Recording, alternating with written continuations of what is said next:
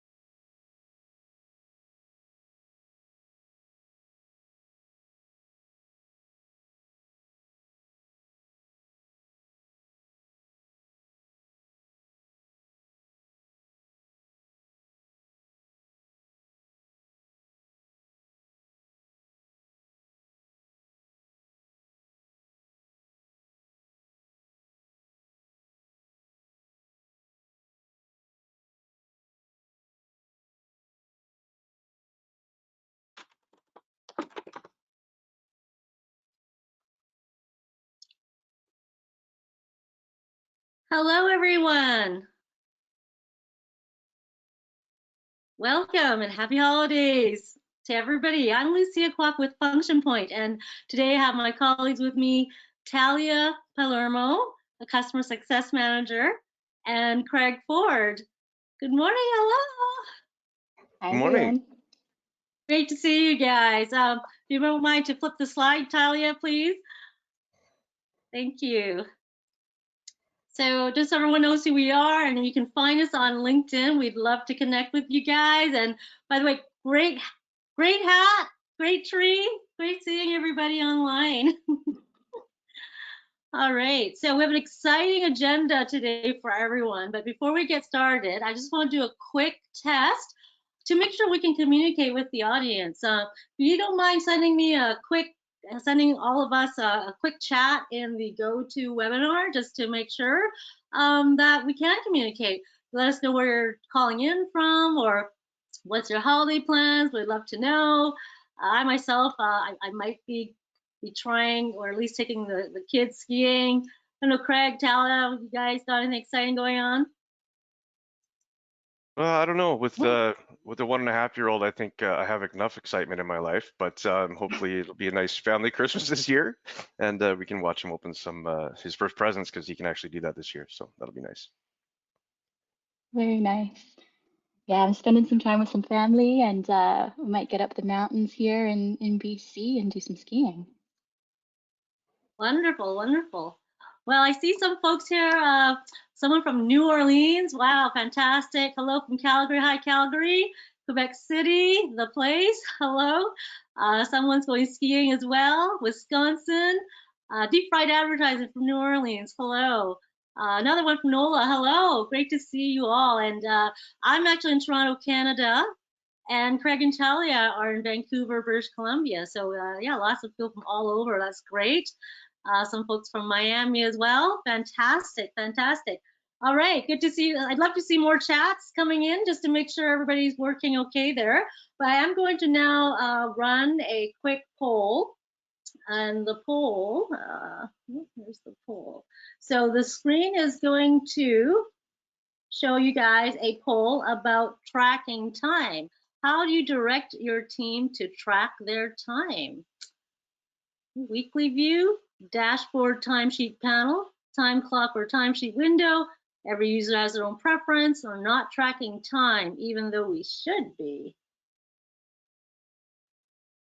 And I see some responses going. 44% of you have voted, 58%, 64%, 67%. Let's see, so far leading the way is a weekly view. 75%, could give it a few more seconds here. Get your vote in, get your vote in.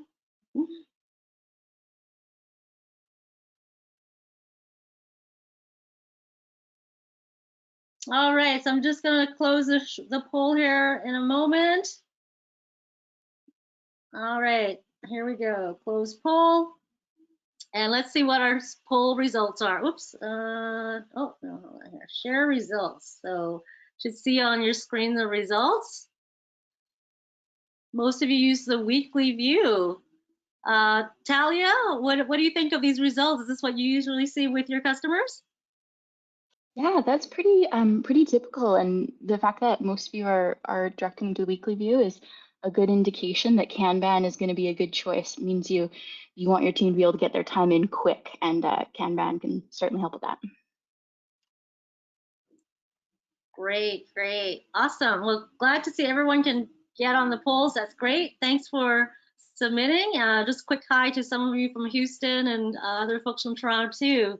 Thanks for joining. So let's get into our agenda. Let's let you know what we have going on today. So we're going to start with a very brief history of Kanban because it is our 1-year Kanban anniversary. Super excited about that.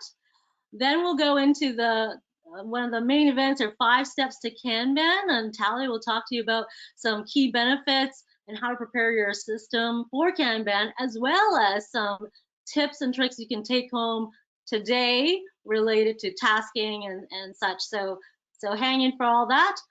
Then we have a surprise contest alert for everyone.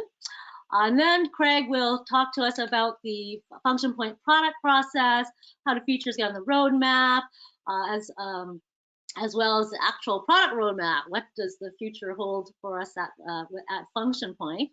And then we'll wrap it up. And then after the webinar, there will be a post-webinar 4-question survey, which we'd really appreciate if you could fill that out. So thanks for that in advance. All right, so let's get into our first topic, brief history of Kanban. Did you know that the word Kanban is Japanese, and roughly translated, it means a card you can see or a billboard. Originated in the 1940s by Toyota to standardize production lines. And in 2004, it wasn't until 2004 that David Anderson applied the concept to IT development. And then here we are in 2022.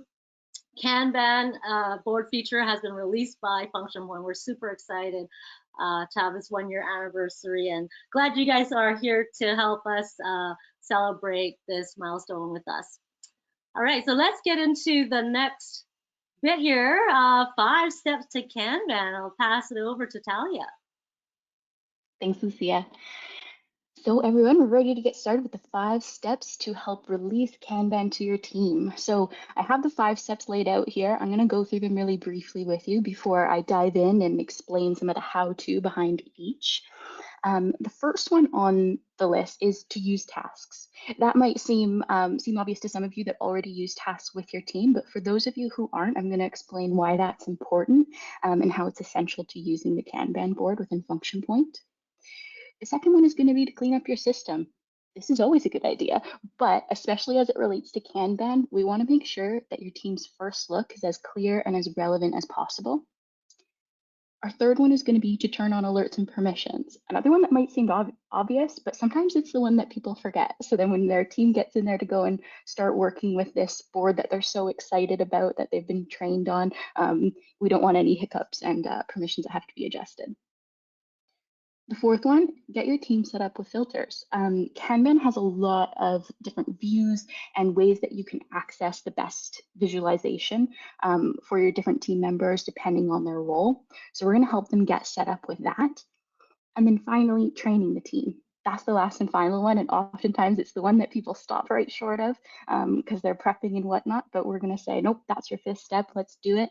And we have created a short, less than 5-minute video for you to release to your team so that that can assist in you helping to roll this out to them.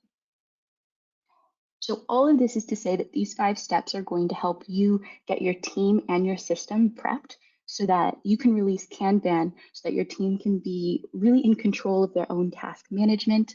They're going to feel empowered to make sure they're communicating their task statuses to you clearly, efficiently, and tracking their time with ease. And all of these 5 steps are going to help so that that release can be as positive as possible for your team, and you have the best adoption possible. Okay. And with that, I'm going to switch over to my demo system. So we are going to, I'm looking here in my demo system and I'm on my dashboard. So the first thing I want to show you is how to actually get to Kanban. Pretty important. So you can access it by going up to tasks on the top module bar here. And I'm just going to turn off my camera here while I go through my system and I'm bouncing around in there. It doesn't slow me down too much. And so from my dashboard, I'm going to go to tasks and to-dos. Now, if this is your first time actually accessing the Kanban board, it's automatically going to bring you to this list view when you access your tasks and to-dos. And to switch it over to your board view, you're going to go up to display in the top right-hand corner and switch that from list to board.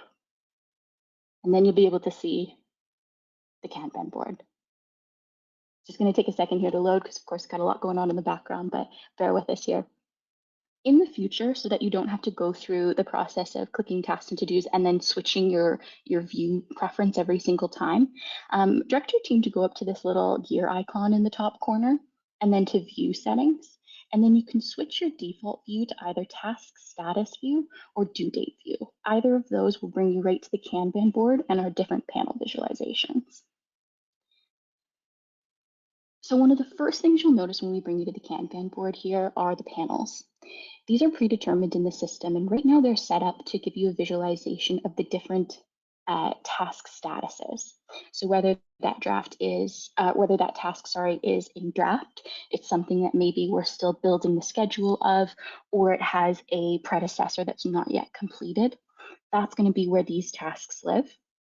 Once something is actually assigned, your team is going to consider this panel their to-do list, the things that actually need to be actioned. And then are in progress. When your team is actually ready to work on something, they can move it from the assigned column into in progress and drop that right in, and then begin tracking their time. So these little cards represent the tasks that you actually send out to your team to represent the individual pieces that you need them to complete in action. So I'm actually very curious, we're gonna launch another poll here. How many of you are currently using tasks with your team? And we'll give you a moment here to get your answers in.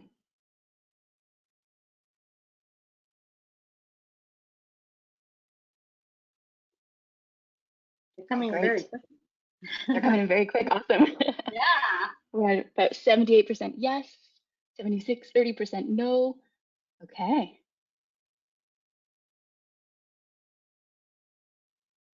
Okay, very interesting. So for those of you using tasks, this is going to be a really inherent process. It's already going to be set up. You have your schedules and whatnot already created. For those of you who aren't yet, though, I'm going to dive in briefly to why you should be. Not only is it essential to using the Kanban board, because that's what's populating in your panels, but if I click on copywriting here, for example, it's going to bring me a pop-up and it's going to show all of the relevant task information, but it's also going to link me to the schedule. One of the biggest concerns that agencies have when they come to us and they're considering using tasks, they want to give their team more specific items to action, but they're worried about the admin essentially to set all these things up. Maybe it's some concerns from past systems and whatnot where there has to be double entry, not only for creating your timeline, but also sending those bits and pieces out to the team. But in Function Point, that's all one process. So if I click through to the schedule here, we're going to see that this task that is on the Kanban board is actually part of a larger timeline that's being actioned out. So when you initially open up your job and you create a schedule, each of the lines is a task. So not only are you creating that timeline so that you can plan and give your client a more accurate due date and just essentially get a good grasp on your timeline, but each line is going to in turn prompt the creation of an actionable task. So it's not a second process that needs to happen. And then furthermore, all of those tasks that you've created in this timeline are also going to populate another really helpful tool, the work planning view. I'll preface this by saying if you love this view, if you're really interested, I'm sure some of you are going to see this and just love the looks of it. We do have another webinar that dives in really deep on all of the functionality here. So we're going to be sure to send that out in our resources post-webinar here so you can learn more about this feature as well. But what we're seeing here is all of those tasks that were on our Kanban board and initially created in our schedule or ad hoc tasks created, showing up on our staff's essentially to-do list across all of the jobs. So this way you can see their allocation and you can see who has enough on their plate, who can take on more, and you can forecast in the future really easily to see if you have a client who has another job that they need done. You can see if you actually have the capacity to take it on. And you're going to have that visualization and that knowledge because you've created tasks, you've assigned estimated hours to each of those tasks, and you know exactly what your agency is capable of. So all of that is to say is that tasks, when created either ad hoc or in a schedule at the start of a job, provide many, many different functions. It's not going to require you to do repeated entries just to get these things on your team's to-do list. So I'm going to go back to the Kanban board now, and you'll notice when I click that, it's going to take me right there because I set it up as my default. Now, this brings us to our second step, which is to clean up your system. Something I'm sure you probably noticed when I was here first off is that we have these little red due dates here, letting us know that tasks are overdue. That's something we, of course, want everybody to see, but you're probably thinking due date April 29th, 2019. Odds are that was long done. When you first come to the Kanban board, there's a really good chance you're going to see some tasks like this. it's inherent to Kanban that it is going to give you a visualization of all of the tasks in your system so that these ones in the future are not going to be missed. But it can be a little concerning if you're maybe launching this to your team and they see some things on there that are really overdue. It might be a bit worrying. So we're going to want to clean this up prior to getting them on here so that everything that they see when they first access this page is as relevant as possible. So in order to do that, the first step I want to take you to is to go up to Jobs and then Find Job. And we're actually going to close out our job statuses. The development team released an update in March of 2020 that when you have an open job that has tasks in active states on it, but you're ready to actually close that job, if those tasks had yet to been completed, it's going to automatically mark them all as completed for you. So just by closing your job, you're going to be cleaning up your tasks consequently. So that's going to be my first suggestion to you. We're going to do a job find for all jobs that are in a status of open. And if you have, some of you might have a different status list. You might have different statuses that are all aliases of open. If that's the case, you can also just click Find Active, and it's going to pull all job statuses that are aliases of open as well. So it's a collective view. And I'm going to click Find Jobs. And then here we're going to see a nice list of all of the open jobs in my system. Now, for some of you, this might be daunting. You might see some things in here that are long since closed. And I can't say this enough. I say this to everyone, to please close your job statuses. It helps you in so many different areas of the system. So many reports that Function Point can offer you pulls from jobs that are in that active state. And so if we are done and a job has been dealt with, we want to take it off that list so that our active views can be as clear and concise as possible. But that being said, when everybody wants to then clean up their system and maybe we have a little bit of historical data in there, it can be overwhelming. Sometimes that can go back a little ways. So when you do this job find, switch over to your editable list view. This is one of my greatest tips that everybody is like, oh yeah, I got to use this more. In this column here, if we actually click into the status field, it's now going to be an editable dropdown. So you don't need to take the time to go into each and every single job and close it out. You can just make your way through this list and close them out as applicable. So let's just say here that this SEO retainer job is actually closed. We said, oh, we delivered that to the client a couple weeks ago. All's done and dusted there. We can move it to the status of closed. And then because of that update made last year, it's going to let us know that there's 2 active tasks on this job. They were either in draft, assigned, or in progress, and it's going to complete them all for us. So I'll mark that as apply. And that is going to be my first step to say clean up your system. Go through this and make sure that your open jobs are totally relevant. For those of you who have been in the system for quite a while, you might have some jobs that are accurately closed, but before that update was released from the dev team, they might have some tasks on them that are still in active statuses, even though they're closed.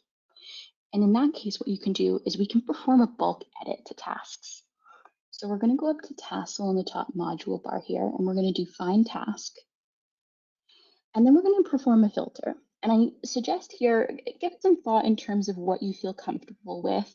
But typically what I say is use the creation date field or the due date field to give a date range of tasks that you think are fair to say that they don't need to be open anymore. I'll use the due date view here and I'll say, how about all tasks with a due date between January 1st, 2017, and then I'll do 3 dots to show a date range and then go January 1st, 2020. So, you know, anything in between then with a due date is, we're pretty sure that can be closed. And then I will choose my active status for task to say draft, assigned, in progress. And then I'll pull that list. And now these are all of my lingering tasks as well, the ones that are left behind that were maybe showing up on our Kanban board. Take a look through, because of course, if we're doing a bulk change, we don't want to change anything that isn't meant to be. But when you're happy with this list, you can actually just select this checkbox in the top left corner. You can unselect any as needed.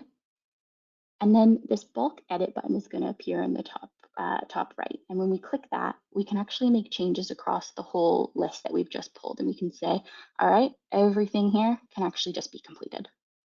And then we'll apply those changes in bulk. Now I only have 12 in here, but you know, you might have many more, and in which case this is going to save you a lot of time. Perfect. And then now, when I go back to my Kanban board, our tasks are going to be looking a lot more relevant. This might be a good time for us to stop and pause for questions. Lucia, anything there that we should bring up? Yeah, I got a couple of questions. First question is, can you create sprint cycles for tasks? Create which, sorry? Sprint cycles. Sprint cycles. I'm not familiar with sprint cycles, but maybe are we referencing like repeatable tasks? That might be what we're thinking of here. Yeah, I think what my understanding of sprints, and maybe Craig can add to this, is a development term for scheduling with like 2-week windows of work at a time.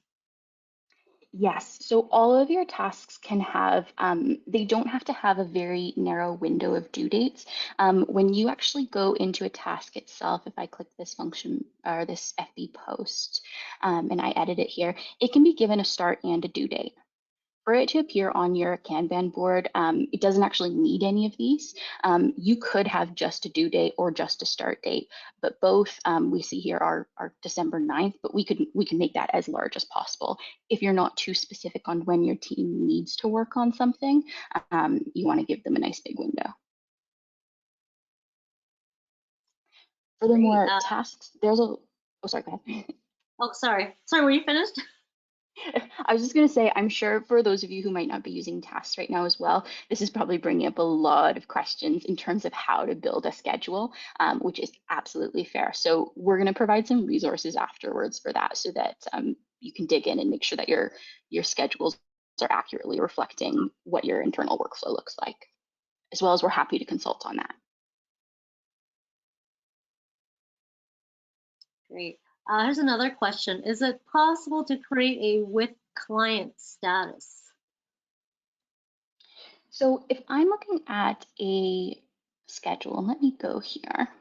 So we can't essentially, we can't customize the task statuses. They're tied to a lot of functionality in the back end of the system. So that's not something that we can edit. However, if we're looking at, let me go back actually to a schedule that I was just looking at, the orders page. Oftentimes what people do is they'll use a milestone to represent that. So I'm going to switch to grid view here.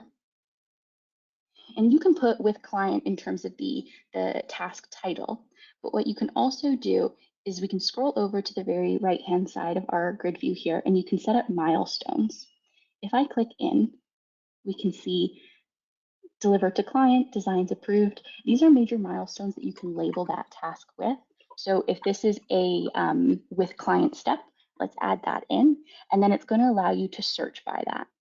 And something to note is that this milestone dropdown is completely customizable. Yours probably looks very different than mine right now when you log in. And that can be edited by going to admin, system setup, and then list maintenance. And then furthermore, something I like to note is some people say, well, this is a task that's for the client. So I kind of want my assignee to be the client. Because they're not actually in the system, it's not going to have much functionality to have them as the assignee. So that's not possible. But I say keep in mind the fact that even if it is a client task, there's someone internally that's responsible for it, for making sure that that client actually gets it back to you on time. So we want to make sure that they're the assignee and we have that milestone marked as a client task so that when they're getting a visualization on their Kanban board, they know it's their responsibility to follow up and mark this as completed when they have the information back from the client.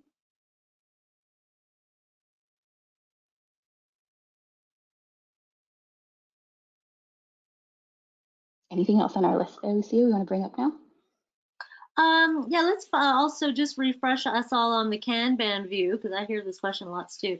Kanban view you're in right now. How did you get there when you click the gear? Which view setting is it? So you go to tasks, and then we're going to go to tasks and to-dos, and it's automatically going to bring you to your list view. So I just clicked the refresh there, even though I was already there. It's going to bring you to your list view when you first go into it. So I'm going to switch this display back to list so you can see what you're probably going to see. And this is something that your team might already be familiar with. And then we just go up to display in the top right-hand corner, and we switch that to board. And then for future times, if this is something they want to be their default when clicking tasks and to-dos, click that settings icon. And then we're going to do view settings. And then make sure that task status view is enabled or due date view. And actually, this is a good time for me to talk about due date view because right now we're seeing these tasks arranged by status, but there is another option. We can change that sort by to actually be due date view. So if you'd rather your team get this visualization on what they need to prioritize based on how far out that associated due date is, this is a good view to be in, and you can set that as your preference either. And then, of course, I think you can see it up in my bookmarks panel here for my own work. I have the Kanban board bookmark, so I can easily just go right back to it whenever needed. That's a good tip right there. Yeah. So this brings us on to our third step, which is turn on permissions and alerts. There's a lot that you can do in the Kanban board, and we want to make sure that everyone can actually do it. So one of those being moving your tasks and updating the statuses. The second one being actually tracking time. This is what gives this board so much functionality because it's not just a task management tool, it's also for time tracking, which is something that some of your creative team might find hard to combine, but Kanban does it so wonderfully. So this tool can really be like a full solution for them. And then also within the task itself, you have the option to upload attachments and add comments. And some people don't do this, but I really recommend it because if we're getting an alert, say we have both Jimmy and Bobby signed up to get alerts back and forth relating to this task, then that way they can make comments to each other and ask questions and they can go back and forth and collaborate on this. And that is really preferred, in my opinion, above sending emails and Teams messages and whatnot, because every time you send those comments, people are going to have to think, oh, what was this in relation to again? What task was this? What job was it on? Whereas here, they get an alert and they click through, and it's going to bring them right to the task, the direction that was provided to the assignee, and even a link through to the job that it's in reference to. So it'll be right at their fingertips, and your team isn't going to spend as much time trying to just remind themselves on what the conversation's about. So now I'm going to click out of this and I'm going to show you how to actually get those permissions that you need. Keep in mind that you need to have the permission to edit permissions to do this. But if you do, you're going to have access to this Kanban tab on your top module bar. And then you're going to go to Rate and Staff Management. And then today I'm going to take you to permission sets. I always suggest having your team in permission sets so that you can easily make bulk changes. But in the event that you want to do it on an individual basis for your staff, go to Staff Rates and Permissions. But I'll go to permission sets for today. And I'm going to choose, let's say here, my studio staff. We'll pick on them. So the first thing that they need to be able to see is within view modules, we're going to want them to see the task view. This is just going to help them to navigate to it. They need to be able to access tasks along their top navigation. And then we're going to scroll down. It's pretty close to the bottom here. We're going to want to make sure that tasks, within tasks, they have the ability to update. This is going to be one of the most important. This is going to allow them to actually move their tasks between those status columns. And then furthermore, something that for you to consider is, do you want your team just to be able to update their tasks, or do you want them to be able to update others? This is a permission that you might want to set your project managers up with so that they can also help your team manage their tasks. As well as something to consider up here is, do you want your team to be able to add tasks? Now, adding, deleting others, these are all requirements if you want to give your team the permission to build a schedule.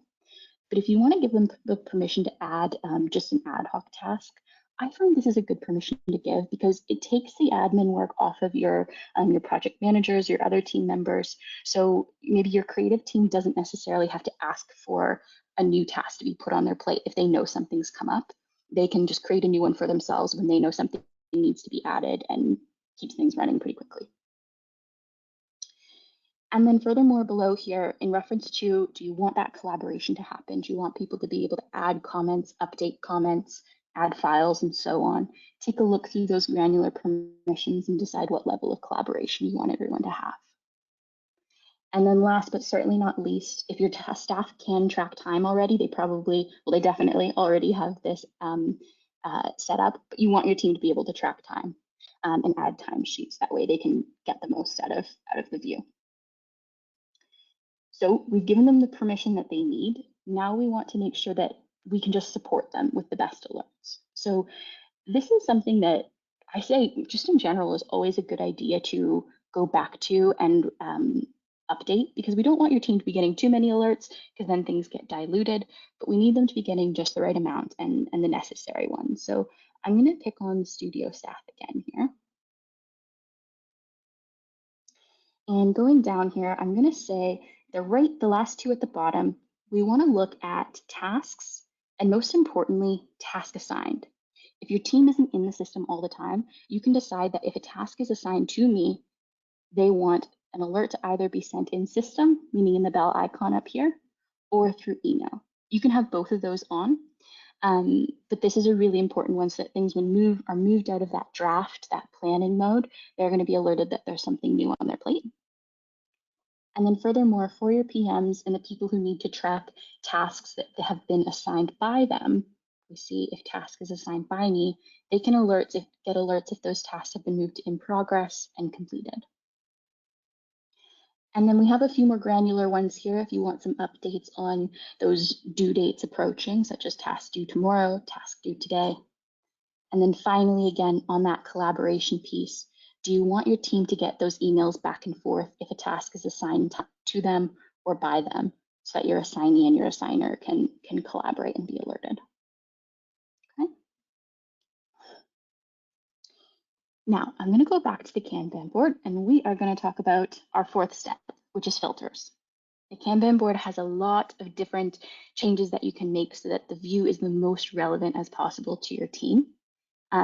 And you can either direct them to do this, or if you're sitting down and you're helping them get started, this is one of my #1 things that when it's actually in front of them, having them set this up, is click this little filter icon and choose the assignee, because right now we're seeing all tasks in the system, but it might only be relevant for them to see the ones that are actually assigned to them. So I'm going to type in my own name here, and we'll click that of the field, and we'll see this list goes down quite a bit, much more reasonable for what I have to accomplish. And then we can click Save As, and we can actually just save this for future use, so you don't have to apply that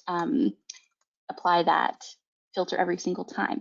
And when I save that, it's going to go up here to my little drop down, and I can actually create multiple views. So especially for your PMs, for example, depending on what hat they're wearing that day, they could maybe add multiple assignees and create another view that is, say, all of my team's tasks if they manage a specific department. And we'll see that's added to the list up here. Okay, and that brings me to my fifth and final step, which is actually rolling this out to the team. This is the one, like I mentioned, that people stop right before they do it, but that's the final push across the finish line. Get your team set up in this system. Now, we know like this time of year especially, it can be hard to get everyone in the same room for training or on the same meeting. So we have you set up with a video. We created a really quick, easy essentials video, and it's actually 4 minutes, 45 seconds long, and it takes you through the main buttons and tips and tricks of the Kanban board. So you can, distribute this in a lunch and learn or just email it out and get your team started really easily. And those are the 5 steps to Kanban. I hope it has really fired you up to get this rolled out to your team. I think you're all going to be incredibly surprised at how well your team takes this on. Inherently, it is just going to show everyone what's on their plate and create that sense of ease in terms of being able to visualize exactly what there is to do. It's going to give them the agency to manage their own tasks, and then the convenience that they can do that all within the same view that they track their time. So I'm challenging you all to go out and do those 5 steps and make it happen.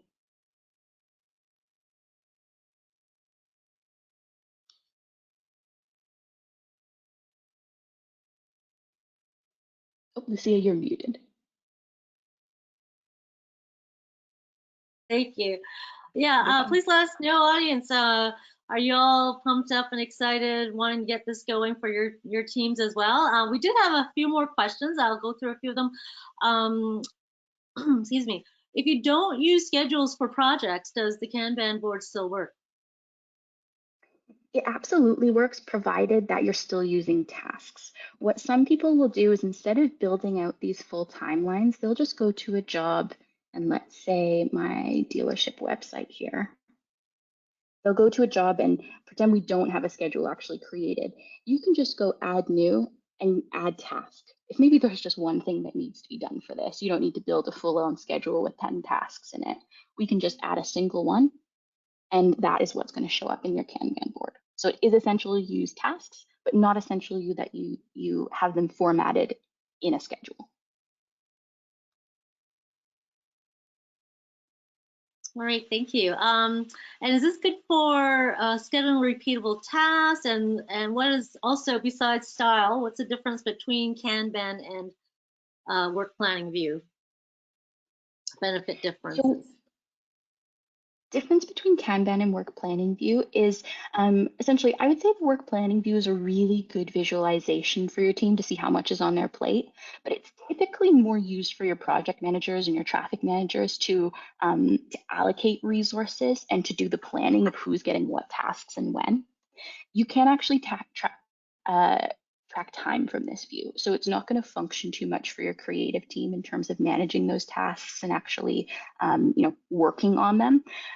So this is going to be more for the management of tasks. And Kanban can absolutely be helpful for that as well. Your project managers can go in and see what's on everybody's plate, but it's also going to function from a time tracking perspective.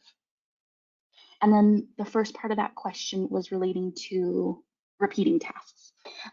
We don't have a specific repeating task function in Function Point at the moment. However, what we see a lot of agencies do is if I go into, I'm just going to go into my schedule, they utilize task groups. So a lot of times repeating schedules, repeating tasks, the question is in reference to retainers. And so what they'll do is set up different task groups. And instead of having these being broken down by the stages of completing a deliverable, they'll create a task group for each month of the year.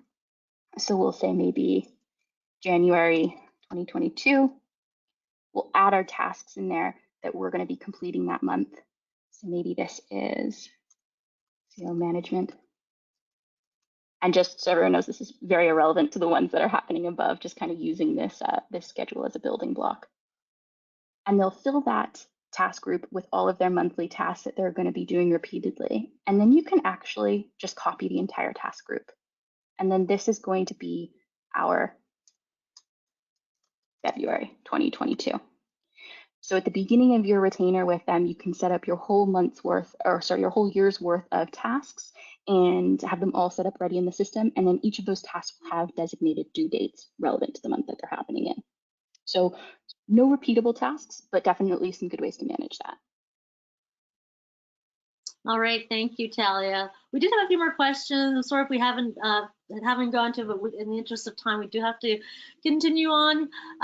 So just a reminder on those 5 steps to use your tasks, clean up your system, turn on your alerts and permissions, get your team set with filters, and train the team. And we will be sharing all of these resources with you after the webinar. All right, so our next topic is just this contest alert. We are having a contest, so send us your original write-up or video about how you successfully rolled out Kanban. So hopefully this has inspired you to get this going with your team. And then you can send your entry to success@functionpoint.com with that subject line there. And this contest closes January 31st. So a couple months there to get that going, and we look forward to seeing your submissions. Excuse me. So let's move on to the next. So as we transition into the next portion of our webinar with Craig and product, just wanted to remind everyone of your resources and support, that you do have access to the support@functionpoint.com for your support line, as well as the in-application support and online library and videos. Of course, we have the webinars and your customer success managers. Also, we do provide services to help you with enhancements to your investments, such as post-onboarding services with refresher training. If you have new people coming on board or a system audit, just give us a shout at the success email. And so I'll leave that. This slide will go with our packages out to you guys, so you can take a look at that at your leisure. All right, so now I will pass on to Craig to talk about product, process, and our roadmap. All yours, Thanks, Craig. Asia. Thanks. So we just want to skip ahead to product process. So if we go to the next slide here, we'll see basically a visualization. It's a very high level sort of abstract, but for the purpose of a webinar, it seemed to make sense. You know, everything that we decide to do, we go through these same steps. We'll conceptualize whether that's an idea from our internal product team or from one of our CSMs or from the wider group of customers that use the ideas board. It doesn't really matter. We take a look at it and then we validate it. We validate it with market research, competitive analysis, customer interviews, and overall demand from our customer base. Once we validated that it's definitely something we want to get on the roadmap because it's an important thing for our customers, we will put it on the roadmap, but where it gets put on there really depends on prioritization. You know, from the technical perspective, sometimes some things need to be built first before we can move into another feature. So once we get through that prioritization step, we go through specification, requirements, writing, UX design, wireframing, those kinds of things. And then we push it into the R&D team where we do the development. Once we've actually got the first, initial, developers think, okay, this is working pretty well, we'll release it internally to our team for alpha acceptance testing, make some refinements based on feedback from our internal team, and then we'll roll it out to a select beta group, usually people that are very interested in this feature or, just want to be involved in checking it out to give us feedback on, from the customer perspective on this new feature and how it works. And then we'll go through another stage of refinement to taking that feedback in, refining the product again, and eventually it comes out as a release to all our function point customers. Speaking about, while we're talking about product process, Talia, why don't we jump over to function point and check out the ideas portal, because that's really the best way for our customers to help give us the information we need to push things onto our roadmap. So if you just click on submit an idea, this will take you to our ideas portal, which is kind of a place where you can submit, ideas that you have that could make function point better for everybody or for your day to day or whatever happens. So if we, task checklist, that's a good one to start entering. You can see below that, as we type into that title bar, a list of tasks we've been talking a lot about tasks today. A list of ideas that are already in the system will show up. And the best way is really to take a look at those and see if they align well with what you were thinking. So if we go click into checklist within tasks, we can see here that, for example, if I was looking for task checklists, I can come here and I see this and I'm like, wow, this looks almost exactly what I was imagining. But maybe I have some other ideas on what can make it better. You can leave comments here to add to this information for us to use. And then the most important thing here really though is that vote button on the top left. So currently we've already voted on it, but if you hadn't, it would be gray. You click it, it turns green. And then over on the right, you can see that this is actually a button shows up, says unsubscribe. As soon as you vote on it, what's gonna happen is you subscribe for updates, which means that anytime it changes status in our development pipeline, you can actually get notified and get updates on how things are moving through the system. And you can see the status down there in the middle. So now if we go to the home screen, just real quick, you can also search for different ideas based on their status, different categories, recent ideas, trending ideas, very popular ideas, and you can vote right on this page as well if you see one that you want to that you're really interested in. So really that's it. Pretty easy, but it is important, if we do need to make sure that we're prioritizing the most important things for our customers as well as we can. So these votes do matter. and it's really it really helps when we have multiple votes on a single idea, because that will really help bubble it to the top of things that we look at. And that's really about it. So now we can talk a little bit about our current product roadmap. I will preface this by saying it's a very living document. As things change, we might move things around. There might be a new idea that comes up that's really amazing, and we can do it in a fairly short amount of time. We might inject that into the roadmap at any time. So if we click to the next slide, this is currently what we're looking at. And some of you may be oh, sorry. This is currently what we're looking at for our near-term roadmap. Some of you may know we are working on an API so that we can facilitate integrations between other platforms. It's a big project that we're working on right now, and we'll be continuing to work on so that we can get you those integrations to things like Salesforce, HubSpot, any external applications that we can create those integrations for. That's our first primary target on our roadmap. As well, we're looking at some VIR improvements, mostly around visualization and maybe some better performance. UI code modernization. This is not exactly a redesign. It's more bringing some of our, function point is a very stable, very good application, but there are some parts, it has been around for a long time. So it's time to put us into a place where we can make that big step to really redesign the UI and provide some different UX for people. Goodie drops at the bottom there might be something that you're curious about. These are some things that we can, drop out here and there to really improve your experience within Function Point. You can think of things like task checklists, small things like that we might drop out over the next year or so while we're working on the API and things like that. And finally, the most exciting thing that I think that we've added to this roadmap recently is automation. And as I think we have, mostly project managers on the webinar today, this will be probably of pretty big interest to you. So the idea behind automation is really to reduce the amount of manual tasks that need to be taken by a person inside Function Point. Will comprise of three things: triggers, conditions, and actions. And a trigger is basically anything that happens in Function Point. So if you change a job status and save it, that could trigger an event. Or if it's just date-based, I want something to happen on the first of the month every month.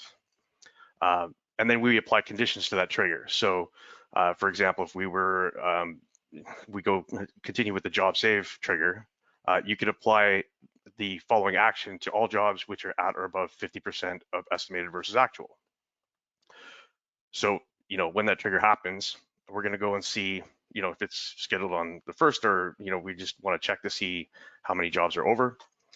Then we could set an action to automatically send an alert to the AE, the PM, the owner, and alert them that job is actually at or above 50% of estimated versus actual, because maybe your timeline, you only have a month, but you're already, way over on your estimated.